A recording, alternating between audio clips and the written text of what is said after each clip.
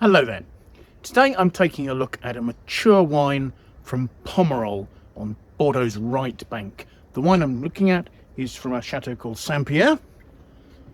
And it's important to realise this is Saint Pierre in Pomerol as opposed to St Pierre, a class growth of the same name in Saint Julien. So this is a really small estate owned and managed by the Pradel de Lavaux family, who evidently have owned Chateau Saint Pierre since the 1940s. However, the family's ancestors have been vignerons in this area since the 1740s. And they also own some other right bank properties, including Chateau Bellevue and Chateau Martinet in Saint Emilion, and also Chateau La Renaissance in Pomerol. Now, Chateau Saint Pierre is actually situated right at the heart of the Plateau of Pomerol. It's a 3-hectare estate that has 5 plots, with one of them next to the chateau, which stands alongside the historic Église Saint-Jean, the church that stands out on the Pomerol skyline. So this particular plot and the chateau are near neighbours to Chateau La Fleur Petrus, and other plots border some of the other top chateaux of the region, such as Chateau Trotanoy and Chateau Clinet. Production here is tiny. They only make about 1,000 cases a year. Now, Stéphane de Renoncourt consultants have been advising on vineyard management and winemaking since 2014.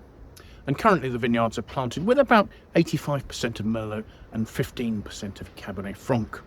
Well, replanting has occurred here a couple of times relatively recently, initially in the 1980s, but then from the start of de Renoncourt's consultancy in 2014, quite a lot of replanting went on. In fact, of the 5 plots of vines that they have, 2 of them had been grubbed up in the spring of 2015 and were being replanted. Thus, fruit from those plots would not have been available to go into this wine. Such had been the state of the vineyards, which is not unusual in Pomerol. It was very heavily hit by frosts in the mid-50s. Some of the plots contained some quite unsuitable vines because that had been all that had been available when replanting happened after those frosts. So from 2014, small amounts of vines of Cabernet Sauvignon, Malbec, Petit Verdot and Carmenere came out of the vineyards here, leaving just Merlot and Cabernet Franc. The soils here are a combination of gravels and clays, with some of those gravel areas being more sandy and friable than others. The soils are also particularly rich in iron. Today, the vineyards are managed using sustainable viticulture, and quite a strict control of yields is achieved by bunch thinning to ensure the fruit can all reach its optimum maturity. Now, the 2015 vintage was quite classic, quite fabulous for Pomerol. A benign winter was followed by a mild spring, but slightly cooler weather in April delayed bud burst. Warm, steady conditions ensured that flowering was successful. Now, the summer continued to deliver hot, dry weather, with July particularly sizzling hot and arid. And some of the vines, those on the more friable soils, the sandier soils, were starting to suffer from dehydration. Fortunately, before the vines became too stressed and shut down completely, rain fell in August, and that was sufficient to enable them to see the fruit through to full ripeness. And fine weather continued through until harvest, allowing healthy, ripe fruit to be brought in. The resulting wines from the vintage were high quality, medium to full-bodied. You've got some quite rich red to black fruit flavours. As they're developing now, you're increasingly seeing notes of mushroom, chocolate, coffee and cedary spices. In general, they have fairly solid tannins, but I'm expecting those will have rounded out a little by now, and there should also be nicely balanced acidity. The grapes were entirely hand-picked, and they were then sorted by hand at the winery prior to vinification. Vinification went on plot by plot, with whole berry fermentation being used in temperature-controlled stainless steel tanks. And the point of that is to actually protect the seeds in the berry for longer. As the whole berries ferment, they'll slowly split. That will release more sugar into the fermentation at later stages, but protecting those from the fermentation reduces the extraction of harsher tannins from those seeds. Malolactic fermentation took place in oak barrels. These are French oak barrels, presumably barrique, 225 litre. And as I say, this is French oak, 60% of that is new. The wine undergoes its malolactic conversion in barrel, which helps to marry some of those cedary vanilla notes with the fruit slightly more closely than if the wine simply ages in barrel, and the wines stayed in barrel for 18 months prior to bottling. So let's take a look at the wine, shall we?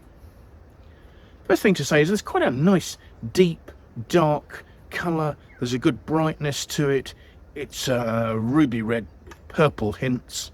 I can actually see through its medium to deep, relatively dark colour.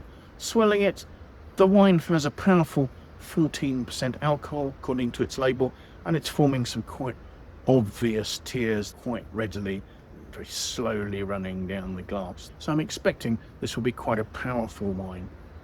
So let's see what we make of the aromas, shall we? Gosh, I talked about secondary aromas developing, and yes, there really is a sort of a mushroomy note. There are notes of chocolate and spice in there as well, maybe more cocoa powder, so it's sort of dusty, powdery sort of chocolatey note, perhaps with a little vanilla, a little cedar there. The spices are showing a little more, and some really quite ripe, rich, intense red cherry fruit showing there.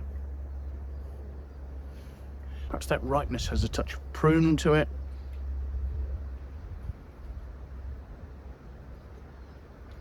But yes, there's quite noticeable cedary spice and sweet vanilla elements there as well. But there's a good intensity, and after the initial sort of mushroomy developed notes, there's actually some quite pure, quite primary dark cherry fruit there. So let's have a taste.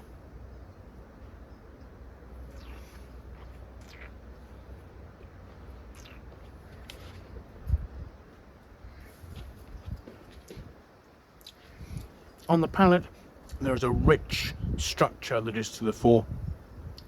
Those sort of cedary spice notes are quite present. Look, I think they're enhanced by some warming alcohol. But then some fine chocolatey textured, smooth tannins opening out on the mid-palate. And there, again, you're seeing that sort of ripe, red to black cherry fruit, which is nicely married with those chocolatey cocoa hints, cedary spices and vanilla.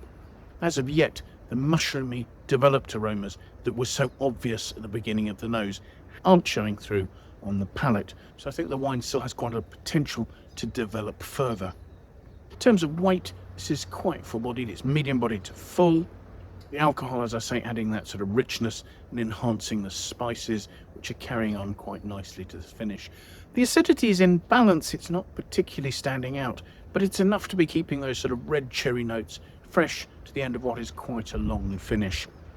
Now, the notes I've seen suggest that this is a wine that could be aged out to about 2035, 2040. Given the fact that I'm saying that the palate seems to show that there's still quite a lot of time for development, I think maybe the 2040 would be more the sort of lifespan that I would expect for this wine. I think it's quite drinkable now. The tannins have a finesse and a grip that I think will smooth a little and may become more chocolatey, and I think you will start to get more sort of developed mushroom, umami notes on the wine's finish. I think Saint Pierre is a really interesting wine to look at because it's a wine whose quality has been improving steadily over the last 10 to 12 years. And I think it's a wine whose pricing hasn't quite caught up with its quality. Certainly, it's a wine that has the ability to age. I looked at the winesearcher aggregated critics score for this wine, and the score that gives is 90 out of 100. I actually think the wine has a little more potential than that. I'd probably have marked it at a 91.